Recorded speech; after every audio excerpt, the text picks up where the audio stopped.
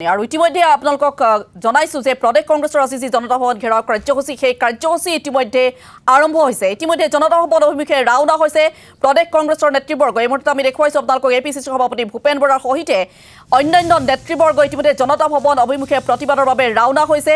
দেখিবলৈ পোৱা গৈছিল আৰক্ষী প্ৰশাসন সম্পূৰ্ণৰূপে সষ্টম হৈ আছে এই প্ৰতিবাদ প্ৰতিহত কৰাৰ বাবে, কিন্তু তাৰ পাছতো এই মুহূৰ্তত দেখিবলৈ পোৱা গৈছে ৰিপুন বৰা, ভূপেন বৰা সহ মিদুল ইছলামৰ আজি শ্ৰদ্ধাঞ্জলি অনুষ্ঠান আমাৰ কংগ্ৰেছ দলে মানৱেন্দ্ৰ শৰ্মা কমপ্লেক্সত অনুষ্ঠিত কৰিছিল আৰু আমি সভাপতিক লৈ আমি সকলো একেলগে সেই শ্ৰদ্ধাঞ্জলি অনুষ্ঠানত আমি এতিয়া যোগ দিবলৈ আহি আছোঁ। সভাপতিয়ে ক'লে যে আমি আজি খোজকাঢ়ি যাওঁ, আমি মিদুল ইছলামৰ স্মৃতিত আমি খোজকাঢ়ি যাওঁ বুলি ক'লে আৰু সেইকাৰণে আমি সকলোৱে মিদুল ইছলামৰ স্মৃতিত আজি আমি খোজকাঢ়ি আহিছোঁ। মুখ্যমন্ত্ৰীয়ে কেইবাটাও অভিযোগ তুলিছে, কৈছে কংগ্ৰেছৰ যিটো ৰাজভৱন চলো কাৰ্যসূচী সেইটোৱে অবৈধ আছিলে, তেওঁলোকে অনুমতি লোৱা নাই। দ্বিতীয় কথা, কংগ্ৰেছ কৰ্মীসকলৰ ওচৰতহে গোচৰ কৰিব। নাই, এইটো মুখ্যমন্ত্ৰীয়ে তেওঁ আবুল তাবুল পাগলৰ প্ৰলাপ বকিছে। আমি কংগ্ৰেছে পাৰ্মিশ্যন বিচাৰি যিখন এপ্লিকেশ্যন দিছিলোঁ তেতিয়া কিয় নক'লে যে এইটো অবৈধ বুলি? তেতিয়া কিয় নক'লে তেওঁ অবৈধ বুলি? তেওঁ মুখ্যমন্ত্ৰীয়ে ক'লেই নহ'ব নহয়। গভৰ্ণৰ হৈছে ৰাজ্যখনত সংবিধানৰ কাষ্টডিয়ান, সংবিধানৰ ৰক্ষক, আৰু যেতিয়া সংবিধান খৰ্ব হ'ব আমি প্ৰতিবাদ গৈ সেই ৰক্ষকৰ ওচৰত কৰিবই লাগিব।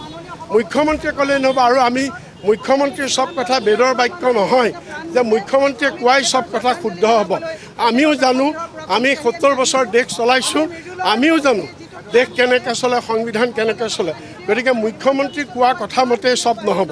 মুখ্যমন্ত্ৰী এই কথাটো কৈছে যে যি মুহূৰ্তত আপোনালোকে মুখ্যমন্ত্ৰী স্মাৰকপত্ৰ দিবলৈ গৈছিলে, ৰাজভৱন চলো কাৰ্যসূচী লৈছিলে, তেতিয়া ৰাজভৱনত ৰাজ্যপালগৰাকী উপস্থিতিয়ে নাছিলে।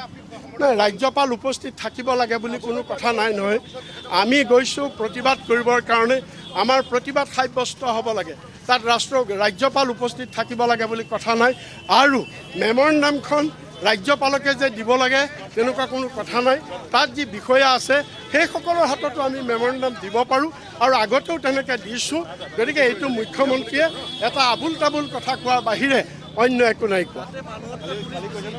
বিভিন্ন ধৰণৰ অভিযোগ আছে। এই মুহূৰ্তত দেখা গৈছে যে দিছপুৰৰ 1 কিলোমিটাৰ ব্যাসাৰ্ধ অঞ্চলত যিকোনো প্ৰতিবাদী কাৰ্যসূচী নিষিদ্ধ ঘোষণা কৰিছে প্ৰশাসনে। সেইটো কোন দেশৰ নিয়ম? সেইটো হিমন্ত বিশ্ব শৰ্মাৰ নিজৰ নিয়ম। আমি এই নিয়ম নেমানো। তেওঁ কংগ্ৰেছক এনেকুৱা, তেওঁ কংগ্ৰেছ দলক, হিমন্ত বিশ্ব শৰ্মাই ইতিহাস পঢ়া উচিত, দেৱালৰ লিখন পঢ়িব লাগে। তেওঁ কংগ্ৰেছ দলক এনেকুৱা নিষেধাজ্ঞা জাৰি কৰি তেওঁ কংগ্ৰেছ দলক তেওঁ স্তব্ধ কৰিব নোৱাৰে। হিমন্ত বিশ্বই জনা উচিত যে এই কংগ্ৰেছে ব্ৰিটিছক ভয় কৰা নাই। 200 বছৰীয়া ব্ৰিটিছক এই কংগ্ৰেছে উফৰাই হাজাৰ হাজাৰ মানুহ ফাঁচী কাঠত ওলমি ব্ৰিটিছৰ গুলি বুকু পাতি লৈ এই কংগ্ৰেছে দেশ স্বাধীন কৰিছে। এই অসমত হাজাৰ হাজাৰ কংগ্ৰেছ কৰ্মীক উগ্ৰপন্থী আলফাই মাৰি নিঃশেষ কৰিছে, কিন্তু কংগ্ৰেছক ক্ষান্ত কৰিব পৰা নাই, কংগ্ৰেছক স্তব্ধ কৰিব পৰা নাই। এইটো কংগ্ৰেছ। গতিকে হিমন্ত বিশ্ব কোন? হিমন্ত বিশ্বই কি তেনেকুৱা আইন জাৰি কৰি কংগ্ৰেছক বন্ধ কৰিব পাৰিব? আমি দৰকাৰ হ'লে হিমন্ত বিশ্বৰ ঘৰত গৈ, তেওঁৰ ঘৰৰ সন্মুখত গৈ আমি প্ৰতিবাদ কৰিম। কিন্তু ক'ৰবাত ব্যৱস্থা গ্ৰহণটো কৰিছে। আপোনালোকৰ যিগৰাকী ইউথ কংগ্ৰেছৰ নেশ্যনেল প্ৰেছিডেণ্ট আছে তেওঁকতো আজি হোটেলৰ ৰুমত আবদ্ধ কৰি ৰাখিছে। সেইটো কিয় কৰিছে? তেওঁ ভীতিগ্ৰস্ত হৈছে। তেওঁ হিমন্ত বিশ্ব যদি ইমানেই তেওঁ গণতন্ত্ৰৰ কথা কয় বিজেপিয়ে, তেতিয়াহ'লে তেওঁক এই যুৱক কংগ্ৰেছৰ সভাপতিজন এখন যুৱকৰ অভিৱৰ্তনত অংশগ্ৰহণ কৰিবলৈ অহা কি অপৰাধ? ইয়াত জৰুৰী অৱস্থা চলি আছে নেকি? মিলিটাৰী ৰুল চলি আছে নেকি? হিটলাৰী ৰুল চলি আছে নেকি? হিমন্ত বিশ্বই কওক। গতিকে আজি হিমন্ত বিশ্ব যে চৰম হতাশাত ভুগিছে, হিমন্ত বিশ্ব যে তেওঁ আজি 26ত তেওঁক যে অসমৰ ৰাইজে নিঃশেষ কৰিব, তেওঁক যে অসমৰ ৰাইজে ক্ষমতাৰ পৰা অপসাৰিত কৰিব, এই কথা হিমন্ত বিশ্বই বুজি পাইছে। আৰু সেইকাৰণে তেওঁ ভীতিগ্ৰস্ত হৈ মানসিক ভাৰসাম্য হেৰুৱাই এতিয়া তেওঁ যি ইচ্ছা তাকে কৰিছে। এয়া আছিলে প্ৰদেশ কংগ্ৰেছৰ প্ৰাক্তন সভাপতি তথা প্ৰাক্তন সাংসদ ৰাজ্যসভাৰ ৰিপুন বৰা ডাঙৰীয়া। তেওঁ ইতিমধ্যে তেওঁৰ নিজৰ প্ৰতিক্ৰিয়া প্ৰকাশ কৰিলে। এইদৰে আচলতে কংগ্ৰেছ কৰ্মীসকল, কংগ্ৰেছ নেতৃবৰ্গ, প্ৰদেশ কংগ্ৰেছৰ সভাপতি ভূপেন বৰাৰ যি বাসগৃহ, ভেটাপাৰাত থকা বাসগৃহ, সেই বাসগৃহৰ পৰা এতিয়া পদব্ৰজে আগবাঢ়িছে। আমি সামগ্ৰিকভাৱে এই দৃশ্য দেখুৱাইছোঁ। কেমেৰা পাৰ্চন দীপক মোৰ সৈতে উপস্থিত আছে। এয়া দেখিছে প্ৰদেশ কংগ্ৰেছৰ সভাপতি ভূপেন বৰা, প্ৰাক্তন সভাপতি ৰিপুণ বৰা, কেইবাগৰাকীও নেতা এইদৰে পদব্ৰজে ওলাইছে। পিছফালে প্ৰাক্তন মন্ত্ৰী প্ৰণতি ফুকন আছে। যদি সম্ভৱ হয় প্ৰণতি ফুকনৰ মই মন্তব্য ল'বলৈ যত্ন কৰিম। আন এগৰাকী নেত্ৰী প্ৰণতি ফুকন বাইদেউ, যিধৰণে আচলতে দিছপুৰত এতিয়া প্ৰতিবাদ নিষিদ্ধ কৰিছে, তাৰপিছতো আপোনালোকে কিন্তু সৰ্বধৰ্ম প্ৰাৰ্থনা সভাত অংশ ল'বলৈ পদব্ৰজে গৈছে। এয়া হৈছে হিমন্ত বিশ্ব শৰ্মা চৰকাৰে যে ভয় কৰিছে কংগ্ৰেছ দলক, জনতাক যে ভয় কৰিছে তাৰ এটা প্ৰমাণ। কাৰণ এইখন হৈছে গণতন্ত্ৰ। ৰাইজে যি কথা কয় চৰকাৰে শুনিব লাগিব, ৰাইজৰ ভাষা বুজিব লাগিব। কিন্তু এইখন চৰকাৰে কাৰো ভাষা বুজি পোৱা নাই, কাৰো শব্দক তেওঁলোকে মানে বিশ্বাসত লোৱা নাই। সেইকাৰণে আমি আজি কালি পৰহি যিজন আমাৰ যুৱ নেতা মৃত্যু হ'ল, শ্বহীদ হ'ল, তেওঁৰ কাৰণে আজি সৰ্বধৰ্ম প্ৰাৰ্থনা কৰিবলৈ আমি খোজকাঢ়ি যাওঁতেও আজি দেখিছোঁ পুলিচে যেনেকৈ বেৰিকেড দি ধৰি ৰাখিছে, এইটোৱে প্ৰমাণ কৰে যে হিমন্ত বিশ্ব শৰ্মা চৰকাৰে কংগ্ৰেছ দললৈ ভয় কৰিছে, ৰাইজলৈ ভয় কৰিছে। আজি চাৰিওফালে পূৰা ফুল প্ৰটেষ্ট হৈ আছে। আজি আমি সৰ্বধৰ্ম অনুষ্ঠানটোৰ কাৰণে আমি আহিবলৈ ওলাইছোঁ। কি ধুনীয়াকৈ আমি এৰেঞ্জ কৰিছোঁ শান্তিপূৰ্ণভাৱে। তাৰ পিছতো আজি চৰকাৰে ইমান ভয় খাই পিনে চাৰিওফালে আমাৰ যিমানবিলাক মানুহ আহি আছিলে ডিষ্ট্ৰিক্টৰ পৰা, চাৰিওফালে চব ব্লক কৰি দিছে। গাড়ী চাৰি একো আহিব দিয়া নাই, খোজকাঢ়িও আহিব দিয়া নাই।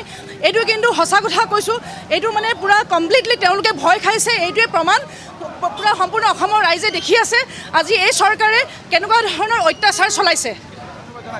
আমি প্ৰতিবাদী যি পদব্ৰজে যিদৰে আগবাঢ়িছে প্ৰদেশ কংগ্ৰেছৰ নেতৃবৰ্গ, সভাপতি ভূপেন বৰা, প্ৰাক্তন সভাপতি ৰিপুণ বৰাকে ধৰি অন্যান্য নেতৃবৰ্গ যিদৰে পদব্ৰজে আগবঢ়াইছে তাৰ কিছু দৃশ্য আমি দেখুৱাইছোঁ।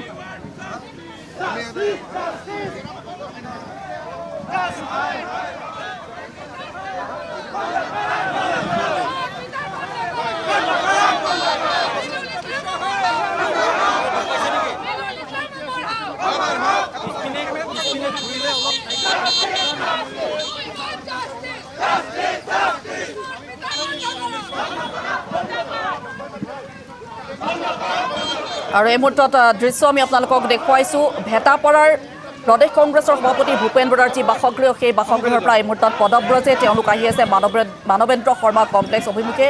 মানৱেন্দ্ৰ শৰ্মা কমপ্লেক্সত মৃদুল ইছলামৰ স্মৃতিত যি শ্ৰদ্ধাঞ্জলি অনুষ্ঠানৰ আয়োজন কৰা হৈছে প্ৰদেশ কংগ্ৰেছৰ নেতৃত্বত, সেই অনুষ্ঠানত তেওঁলোকে অংশ ল'ব। ইতিমধ্যেই চৰকাৰ প্ৰশাসনৰ তৰফৰ পৰা সম্পূৰ্ণৰূপে নিষিদ্ধ কৰা হৈছে জনতা ভৱনৰ অৰ্থাৎ দিছপুৰৰ 1 কিলোমিটাৰ ব্যাসাৰ্ধৰ ভিতৰত যিকোনো ধৰণৰ প্ৰতিবাদী কাৰ্যসূচী অনুষ্ঠিত কৰাত।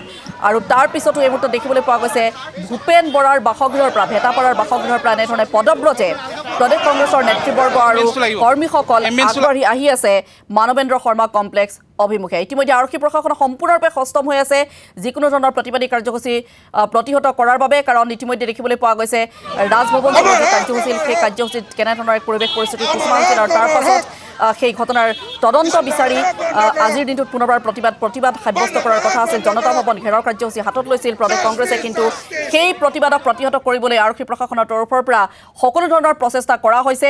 আনকি যিগৰাকী ৰাষ্ট্ৰীয় সভাপতি আহিছিল যুৱ কংগ্ৰেছৰ, সেই সভাপতিগৰাকীক আবদ্ধ কৰি ৰখা হৈছে হোটেলৰ ভিতৰতেই। তেওঁক কোনো নেতৃবৰ্গকে লগ কৰিবলৈ দিয়া হোৱা নাই, ৰাজ্যিক নেতৃবৰ্গকো লগ কৰিবলৈ দিয়া হোৱা নাই, অধিবক্তাকো লগ কৰিবলৈ দিয়া হোৱা নাই। অৰ্থাৎ সম্পূৰ্ণৰূপে যাতে প্ৰতিহত কৰিব পৰা যায় কংগ্ৰেছৰ এই প্ৰতিবাদী কাৰ্যসূচী, তাৰ বাবে সম্পূৰ্ণৰূপে সষ্টম আৰক্ষী প্ৰশাসন। কিন্তু এই মুহূৰ্তত আমি যি দৃশ্য দেখুৱাইছোঁ এয়া হৈছে পদব্ৰজে এইসকল প্ৰদেশ কংগ্ৰেছৰ নেতৃবৰ্গ, সভাপতিকে ধৰি অন্যান্য নেতৃবৰ্গ আৰু কৰ্মীসকল মানৱেন্দ্ৰ শৰ্মা কমপ্লেক্স অভিমুখে আহি আছে। আৰু তেওঁলোকে যি শ্ৰদ্ধাঞ্জলি অনুষ্ঠানৰ আয়োজন কৰিছে মৃদুল ইছলামৰ স্মৃতিত, সেই শ্ৰদ্ধাঞ্জলি অনুষ্ঠানত অংশগ্ৰহণৰ উদ্দেশ্যৰে।